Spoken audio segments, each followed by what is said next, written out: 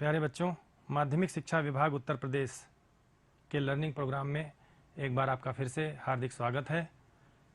मैं नागेश द्विवेदी, प्रवक्ता भौतिक विज्ञान, जनता इंटर कॉलेज आलमबाग लखनऊ। आज हम लोग अध्याय 2 के स्थिर वैद्युत विभव एवं धारिता के 5वें भाग में देखेंगे कि संधारित्र में परावैद्युत भरने पर धारिता, विद्युत आवेश, विद्युत क्षेत्र, वोल्टेज, विद्युत विभवांतर और संधारित्र की प्लेटों के बीच आकर्षण बल पर क्या प्रभाव पड़ता है परावैद्युत के फिल करने पर, भरने पर। इसमें भी 2 केस हैं।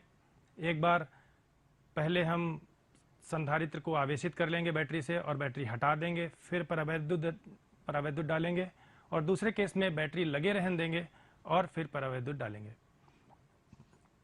फिर उसके बाद हम लोग 2 संधारित्रों के बीच आवेशों का पुनर्वितरण पढ़ेंगे और उसके बाद अंकित प्रश्न, और फिर मैं आप लोगों को अभ्यास के लिए प्रश्न दूंगा।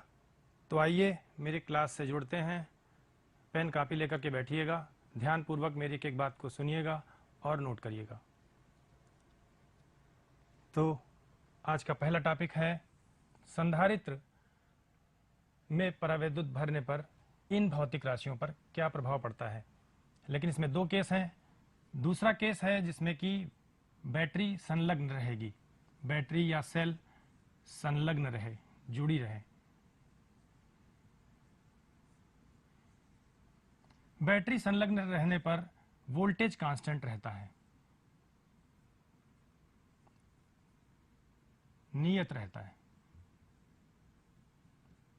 बैटरी का काम है संधारित्र की प्लेटों के बीच विभवांतर को समान बनाए रखना। पहला वाला केस है बैटरी हटा दी जाए, बैटरी हटा दी जाए। संधारित्र को बैटरी से आवेशित किया गया है, यानी कि जिस स्रोत से आवेशित किया गया है उस स्रोत को हटा दिया गया है। तो जितना आवेश एक बार संधारित्र की प्लेटों पर आ जाएगा वो बना रहेगा, उतना ही कांस्टेंट बना रहेगा, नियत बना रहेगा। यानी कि आप समझ सकते हैं कि यदि बैटरी हटा दी जाए तो संधारित्र पर आवेश कांस्टेंट यानी कि नियत बना रहेगा। एक बात ध्यान देने योग्य है, पिछले लेसन में हम लोग पढ़ चुके हैं, मैंने आप लोगों को पढ़ाया था कि यदि संधारित्र की प्लेटों के बीच परावैद्युत भरा जाए तो उसकी धारिता k गुना बढ़ जाती है। संधारित्र की धारिता के लिए सूत्र होता है, यदि निर्वात हो प्लेटों के बीच तो एप्सिलॉन नॉट A/d, ये समांतर पट संधारित्र की बात मैं कर रहा हूं, और यदि परावैद्युत ला दिया जाए तो परावैद्युत भरने पर k एप्सिलॉन नॉट A/d, यानी कि परावैद्युतांक k के बराबर k गुना धारिता बढ़ जाती है। तो आप देख रहे हैं कि संधारित्र की धारिता प्लेटों के बीच परावैद्युत लाने पर k गुना बढ़ जाती है। संधारित्र की धारिता प्लेटों के क्षेत्रफल, ओवरलैपिंग क्षेत्रफल, प्लेटों के बीच की दूरी और प्लेटों के बीच भरे हुए माध्यम के परावैद्युतांक पर निर्भर करती है। प्लेटों पर आवेश आप जानते हैं, मैंने बताया था, समान आता है। अगर इसके ऊपर आपने प्लस Q चार्ज दिया है तो सामने वाली पर इंडक्शन से माइनस Q चार्ज पैदा होता है। आउटर सरफेस अर्थ जो होती है भूसंपर्कित होती है और उसका प्लस Q आवेश अर्थ में चला जाता है। तो आप देख रहे हैं 2 केसेस हम लोग डिस्कस करने जा रहे हैं। पहले केस में Q कांस्टेंट रहेगा, तो देखिए धारिता इस वाले केस में भी k गुना बढ़ेगी, धारिता इस वाले केस में भी k गुना बढ़ेगी, k टाइम्स बढ़ेगी। फर्स्ट केस में जब बैटरी हटा दी गई है, चूंकि आवेश कांस्टेंट है, तो C और V का गुणनफल, जब परावैद्युत नहीं भरा गया था तब प्लेटों के बीच वोल्टेज V था, धारिता C थी, तो C इंटू V बराबर Q था। बाद में धारिता C डैश हो गई, मान लीजिए वोल्टेज V डैश हो गया। अगर हम यहाँ C डैश की जगह KC लिखें तो V डैश का मान प्राप्त होगा V/K, यानी कि धारिता k गुना बढ़ रही है तो वोल्टेज k गुना घटेगा, और अगर वोल्टेज k गुना घटेगा तो विद्युत क्षेत्र भी, जो कि V/D सूत्र से दिया जाता है, k गुना घटेगा, V/KD हो जाएगा। यानी कि प्रारंभिक विद्युत क्षेत्र बाई के हो जाएगा। तो आप देख रहे हैं विद्युत क्षेत्र और वोल्टेज दोनों के गुना गिर जाएंगे, कम हो जाएंगे। दाहिने वाले केस में, सेकंड केस में बैटरी यदि संलग्न रहे तो बैटरी का काम है वोल्टेज को कांस्टेंट बनाए रखना, धारिता के गुना बढ़नी ही है। इस वाले केस में भी आवेश के गुना बढ़ जाएगा। C' सूत्र से वोल्टेज कांस्टेंट है, धारिता के गुना बढ़ रही है, तो KCV यानी कि K हो जाएगा। इस वाले केस में चूंकि वोल्टेज कांस्टेंट है इसलिए विद्युत क्षेत्र भी जो कि V'/D होगा और V' = V है, V' = V है, तो विद्युत क्षेत्र सेम बना रहेगा, नियत रहेगा।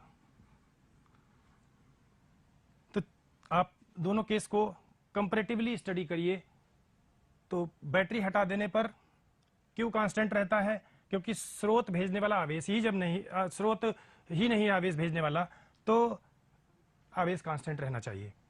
धारिता के गुना बढ़ेगी, आवेश समान रहेगा इसलिए वोल्टेज के गुना घटेगा, विद्युत क्षेत्र के गुना घटेगा।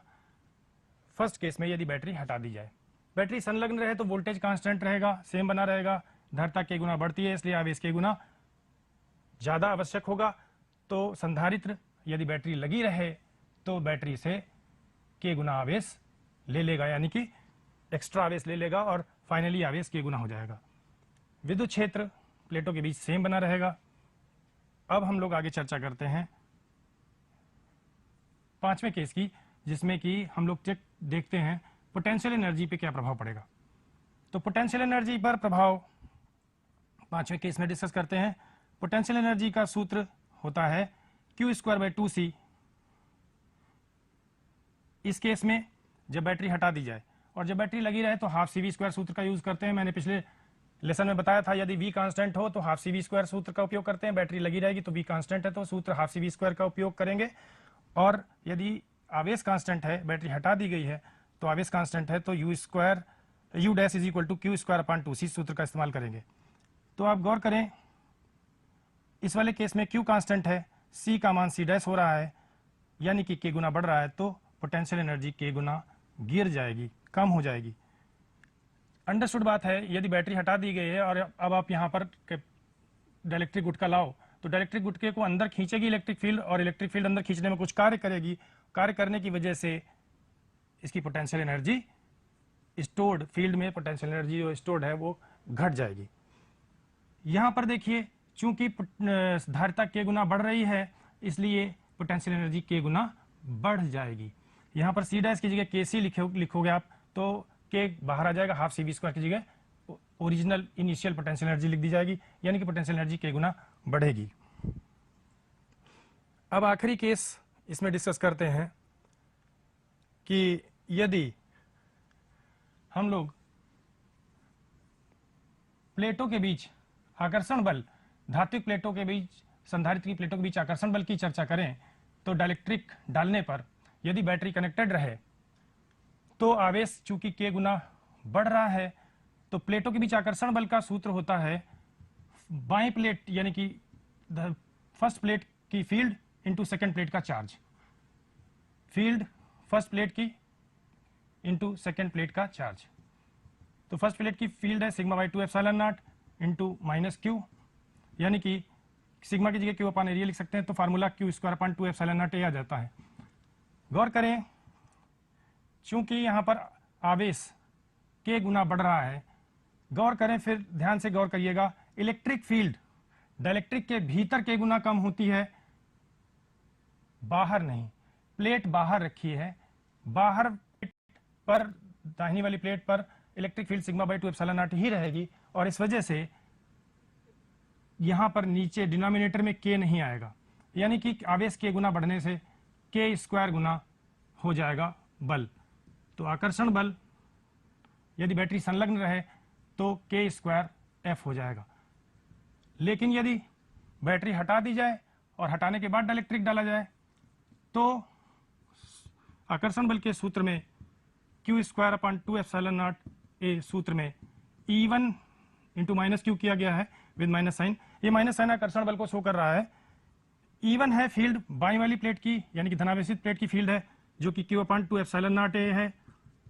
ये फील्ड K गुना डाइलेक्ट्रिक के भीतर गिरती है। गौर करें, फिर ध्यान से सुनिएगा, डाइलेक्ट्रिक के भीतर K गुना फील्ड गिरती है और जो दाहिनी वाली प्लेट है वो डाइलेक्ट्रिक के बाहर रखी है, इसलिए फील्ड का मान सेम बना रहेगा, नहीं बदलेगा। यानी कि बल भी सेम बना रहेगा, ना तो आवेश बदल रहा है क्योंकि इस वाले केस में Q कांस्टेंट है, इस वाले केस में Q कांस्टेंट है, नियत है, Q डैश और Q सेम है। स्रोत हटा दिया गया है, बाद में डाइलेक्ट्रिक डाला गया है, इसलिए Q तो सेम बना रहेगा, इसलिए बल भी सेम बना रहेगा। यानी कि ये इक्वल टू का साइन है, Q²/2ε0 A, ये बल का सूत्र बना रहेगा। तो अब आप समझ रहे होंगे कि आकर्षण बल प्लेटों के बीच F dash equal to F क्यों रहेगा। इस वाले केस में आवेश नहीं बदल रहा है और सेकेंड प्लेट डाइलेक्ट्रिक के दाईं ओर बाहर रखी है, ये प्लेट बाहर रखी हुई है, इस वजह से फील्ड का मान भी नहीं बदलेगा, प्लेटों पर आवेश भी नहीं बदल रहा, तो बल का मान अपरिवर्तित रहेगा, नहीं बदलेगा। तो आप लोग समझ गए होंगे। हम लोग आगे बढ़ते हैं, नेक्स्ट टॉपिक पर आते हैं, दो संधारित्रों के बीच आवेश का पुनर्वितरण। इसमें भी दो केस हैं, दो संधारित्र हैं C2 और C1 धारिता के, इनको क्रमशः V1 और V2 वोल्ट की बैटरी से आवेशित कर दिया गया है। इन पर प्रारंभिक आवेश Q1 C1 V1 के बराबर और Q2 C2 V2 के बराबर है। प्रारंभिक आवेश दोनों पर Q1 का मान C1 V1 के बराबर है, Q2 का मान C2 V2 के बराबर है। इसको V1 वोल्ट की बैटरी से और इसको C2 V2 वोल्ट की बैटरी से चार्ज किया गया है। अब हमने इन दोनों को कनेक्टिंग वायर से कनेक्ट किया है। कनेक्ट करने के दो तरीके हैं। एक तरीका यह है कि प्लस प्लेट प्रथम कैपेसिटर की फर्स्ट प्लस प्लेट को दूसरे कैपेसिटर की माइनस प्लेट से कनेक्ट कर दें। तो देखिए, अपोजिट पोलरिटी की प्लेट्स कनेक्ट की जा रही हैं। C1 और C2 की धनात्मक और ऋणात्मक प्लेट कनेक्ट की जा रही है। तो C1 की धनात्मक को C2 की ऋणात्मक से और C1 की फर्स्ट कैपेसिटर की ऋणात्मक प्लेट को सेकंड के धनात्मक प्लेट से कनेक्ट किया गया है। इस कॉम्बिनेशन को कुछ बुक्स में सीरीज कॉम्बिनेशन लिखा गया है। हालांकि ये बहुत अप्रोप्रिएट नहीं है, लेकिन फिर भी हम कहने को सीरीज कह सकते हैं। चूंकि अगर आवेश के दृष्टिकोण से देखें तो पूरे इस बंद पथ पर एक ही आवेश बह रहा है, तो दोनों कैपेसिटर के थ्रू एक ही आवेश बह रहा है, इसका मतलब सीरीज लगता है चार्ज के दृष्टिकोण से। लेकिन अंतिम अवस्था में वोल्टेज बराबर हो जाएगा, यानी कि अंतिम अवस्था में समांतर क्रम वाली अवस्था आ जाएगी, पार्श्व संयोजन वाली अवस्था आ जाएगी। तो ये पहला केस, ये दूसरा केस है। पहले केस में हम लोग दोनों कैपेसिटर को चार्ज करके V1 और V2 वोल्ट के विभवांतर की बैटरियों से चार्ज करके हम समान पोलरिटी की प्लेट कनेक्ट करते हैं। प्लस प्लेट से, माइनस प्लेट से कनेक्ट करते हैं। ऐसा करने पर हम ये पाते हैं कि इस वाले केस में, फर्स्ट वाले केस में टोटल आवेश पहले C1 V1 फर्स्ट कैपेसिटर पर है, दूसरे वाले पर C2 V2 है, और दोनों आवेश जुड़ जाते हैं। मान लो इसके ऊपर 10 कूलाम है और इसके ऊपर 6 कूलाम है, तो 10 + 6 का आपस में पुनर्वितरण होता है कनेक्टिंग वायर से कनेक्ट करने पर। लेकिन सेकंड वाले केस में जब हम अपोजिट पोलरिटी की प्लेट कनेक्ट करते हैं, तो जैसे मान लो इसके ऊपर 10 कूलाम है, इसके ऊपर 6 कूलाम है, तो 10 में से पहले 6 कूलाम जाके इसको न्यूट्रलाइज करता है, सेकंड वाले को न्यूट्रलाइज करता है, यानी कि 10 में से 6 पहले घट जाता है, 4 कूलाम बचता है। उस 4 कूलाम का यहाँ पर डिस्ट्रीब्यूशन होता है। तो 10 में से 6 घटने के बाद 4 बचता है, 4 का इन दोनों में C1 C2 रेशियो में विभाजन होता है। गौर करिएगा, अंतिम स्थिति में वायर से कनेक्ट करने के बाद दोनों ही डायग्राम्स में, दोनों ही केसेस में फाइनल वोल्टेज संधारित्रों के प्लेटों के बीच समान हो जाता है। धन आवेश उच्च वोल्टेज से निम्न वोल्टेज की ओर बहता है। मान लें V1 V2 से बड़ा है, तो C1 वाले धारिता वाले कैपेसिटर से धन आवेश C2 की ओर जाएगा, तब तक जाएगा जब तक कि दोनों का वोल्टेज समान न हो जाए। चूंकि आवेश संरक्षित राशि है, तो प्रारंभिक आवेश Q1 और Q2 का योग अंतिम आवेश Q1 डैश और Q2 डैश मान लें इनके ऊपर, तो इनके योग के बराबर होगा। C1 VC, C1 अंतिम वोल्टेज, कॉमन वोल्टेज VC मान लें। दोनों ही केस में हमने यहाँ पर VC माना हुआ है।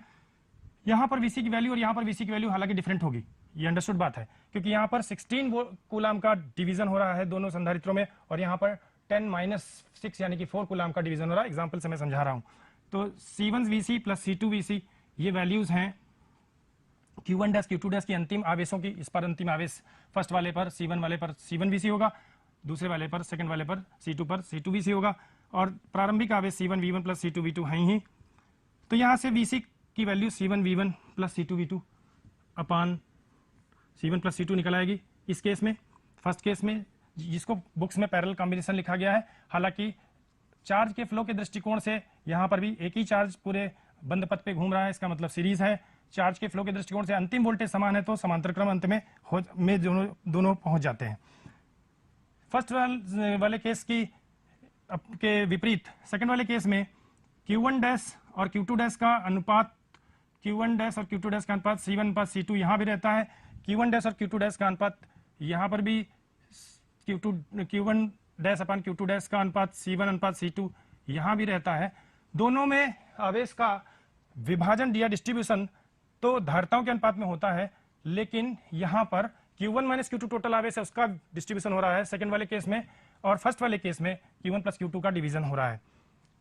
यहां सेकंड वाले केस में अगर हम देखें और चार्ज डिस्ट्रीब्यूशन अंतिम अवस्था में देखें, तो हम पाएंगे कि अंतिम विभवांतर Vc is equal to Q1 minus Q2 upon C1 plus C2 आ जाएगा। इसी प्रकार अगर चार्ज कंजर्वेशन की इक्वेशन जैसे मैंने फर्स्ट केस में बनाई, वैसे ही मैं अगर यहाँ सेकंड केस में बनाऊं, तो C1 V1 minus C2 V2 अपान C1 प्लस C2 आ जाएगा। यानी कि यहां पर कॉमन वोल्टेज का सूत्र निकालने के लिए Q2 को यहां पर माइनस Q2 लिखना पड़ेगा। चेक करें तो आप समझ पा रहे होंगे कि दोनों में मैंने उभयनिष्ठ विभवांतर, उभयनिष्ठ वोल्टेज, उभयनिष्ठ विभवांतर कैसे निकाला है। फर्स्ट केस में C1 V1 plus C2 V2 अपान C1 प्लस C2 आएगा। सेकंड केस में C1 V1 minus C2 V2 अपान C1 प्लस C2 आएगा। यहां पर पहले फर्स्ट वाला कैपेसिटर दूसरे वाले को डिस्चार्ज करेगा, फिर उसको चार्ज करेगा। तो आगे बढ़ते हैं और देखते हैं दोनों केसेस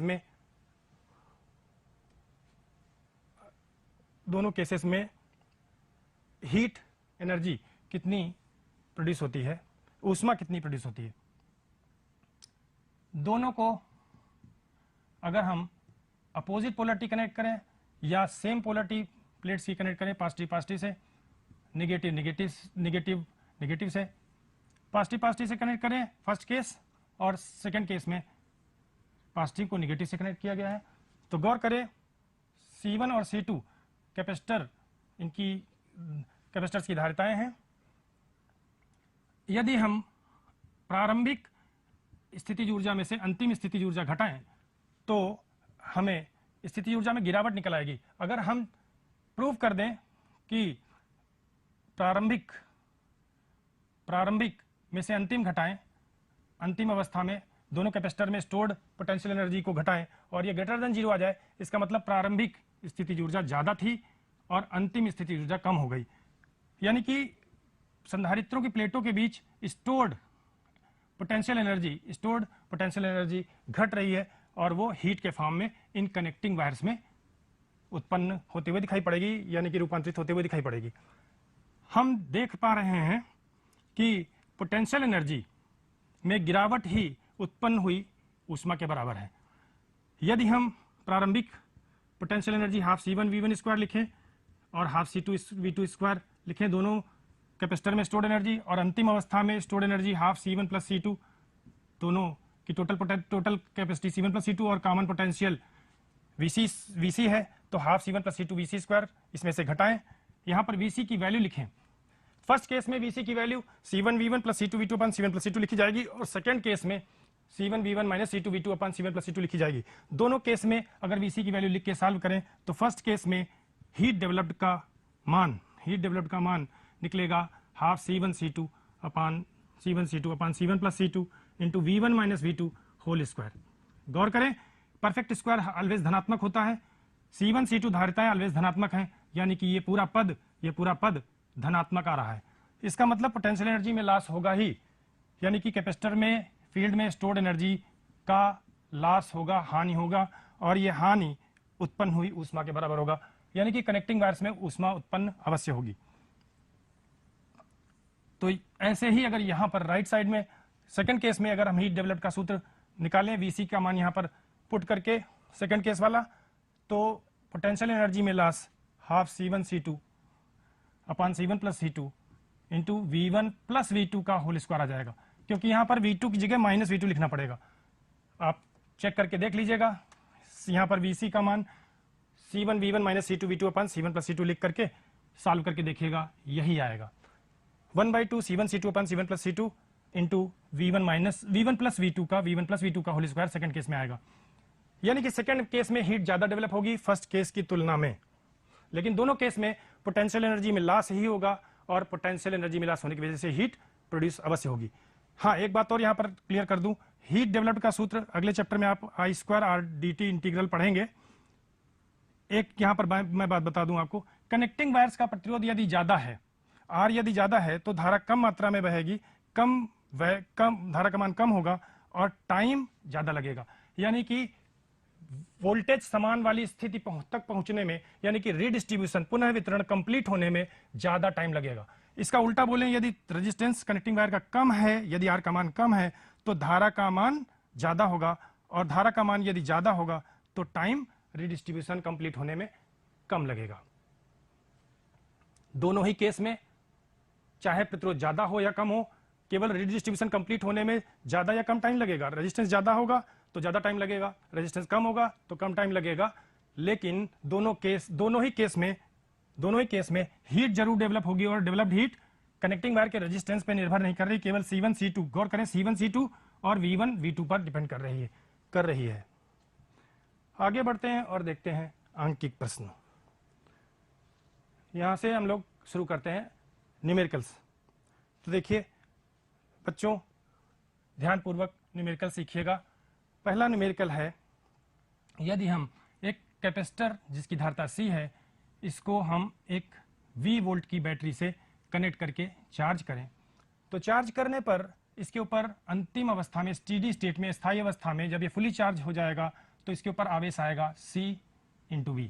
धारिता है C और बैटरी का विद्युत वाहक बल यानी कि बैटरी का वोल्टेज EMF है V, तो Q बराबर CV, इतना आवेश इसके ऊपर आएगा। आप लोग जानते हैं, मैं बता चुका हूं, धनात्मक इलेक्ट्रोड से कनेक्टेड प्लेट धनात्मक आवेशित हो जाएगी, इंडक्शन से सामने वाले के इनर सरफेस पे माइनस चार्ज, आउटर पे प्लस चार्ज आएगा, लेकिन यहां से बैटरी के ऋण इलेक्ट्रोड से इलेक्ट्रॉन जाकर उसको न्यूट्रलाइज कर देंगे, तो आउटर सरफेस पे कोई चार्ज नहीं रहेगा। दोनों प्लेटों के बीच इलेक्ट्रिक फील्ड पैदा हो जाती है और इलेक्ट्रिक फील्ड में ऊर्जा संचित हो जाती है। तो गौर करें, इसका डिस्कशन हो चुका है। संचित ऊर्जा, कैपेसिटर में संचित ऊर्जा अंतिम अवस्था में, फाइनल अवस्था में हाफ CV² होगी। इनिशियली कोई चार्ज नहीं था, इनिशियल पोटेंशियल एनर्जी प्रारंभिक अवस्था में स्टोर 0 थी। अब हमसे क्वेश्चन में पूछा जा रहा है कि बताइए कनेक्टिंग वायर में जब चार्जिंग करंट फ्लो होगी तो कितनी हीट जनरेट होगी। Heat generated in the connecting wires पूछा जा रहा है, हीट जनरेटेड आपको निकालना है। तो यहां पर सीखिए, हम लगा रहे हैं वर्क एनर्जी थ्योरम, कार्य ऊर्जा सिद्धांत। कार्य ऊर्जा सिद्धांत, तो बच्चों आइए सीखते हैं कार्य ऊर्जा सिद्धांत न्यूमेरिकल में कैसे लगाते हैं। वर्क डन बाय सेल या बैटरी द्वारा कृत कार्य बराबर heat developed plus potential energy में परिवर्तन, विद्युत स्थितिज ऊर्जा में परिवर्तन, संधारित्र की विद्युत स्थितिज ऊर्जा में परिवर्तन। तो विद्युत स्थितिज ऊर्जा में परिवर्तन plus heat developed is equal to work done by the cell.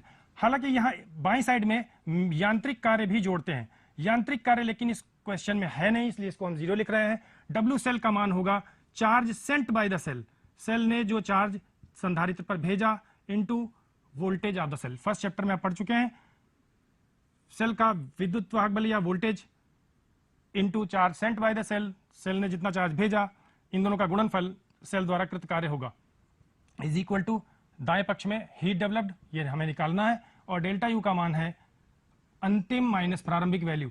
प्रारंभिक वैल्यू 0 है, अंतिम वैल्यू हाफ CV² है, तो अंतिम में से प्रारंभिक घटाएं तो हाफ CV² आ जाएगा।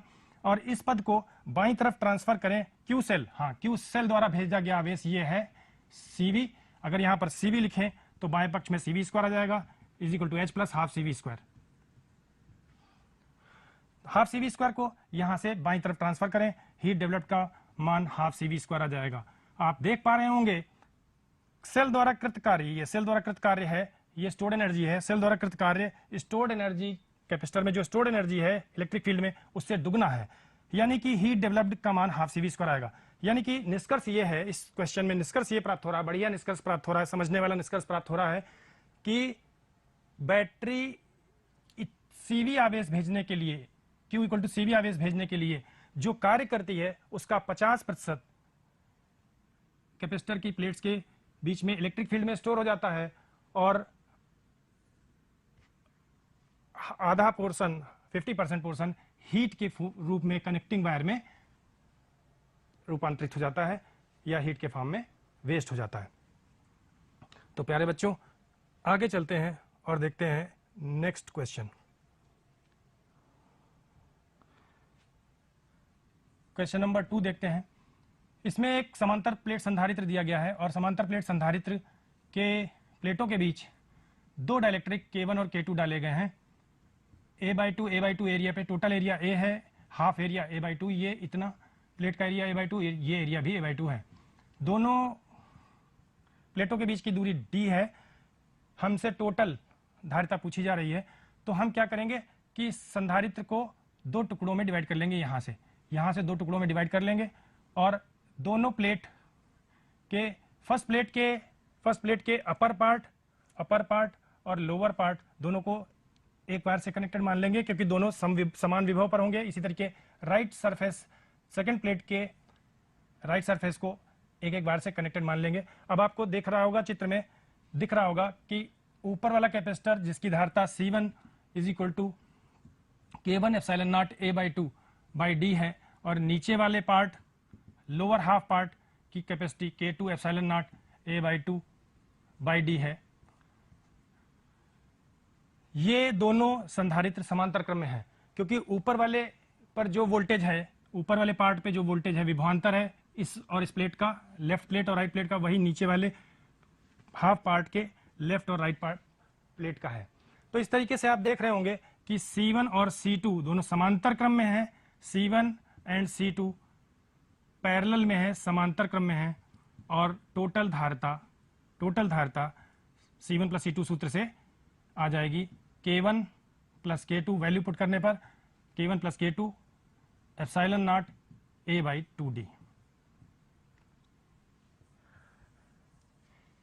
इसी प्रकार अगर एक दूसरा क्वेश्चन मैं प्रस्तुत करूं कि अगर दो प्लेटों के बीच में दो डाइलेक्ट्रिक ऐसे डाले जाएं कि वो D/2 दूरी पे, आधी आधी दूरी पर भरे जाएं, D/2 पर ये भरा हो, D/2 पर ये भरा हो, लेकिन पूरे एरिया A में भरा जाए, तो आप बीच में यहाँ पर एक प्लेट मान सकते हैं अपने मन से और प्लेट मान करके आप देख सकते हैं कि एक ये संधारित्र बन रहा है, एक ये संधारित्र बन रहा है और दोनों सीरीज में है, श्रेणी क्रम में है। तो इस क्वेश्चन में C1 C2 की वैल्यू ये हो जाएगी, नोट करिएगा, मैं यहीं पे लिख दे रहा हूं।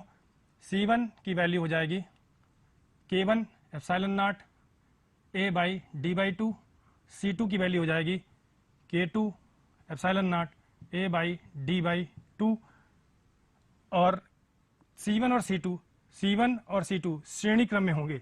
C1 × C2 अपन C1 + C2, ये 1/C1 + 1/C2 को एलसीएम लेके जब आप रिवर्स करेंगे तो टोटल कैपेसिटी का सूत्र ये बन जाएगा और इस सूत्र में C1 और C2 की वैल्यू पुट करके आंसर आ जाएगा।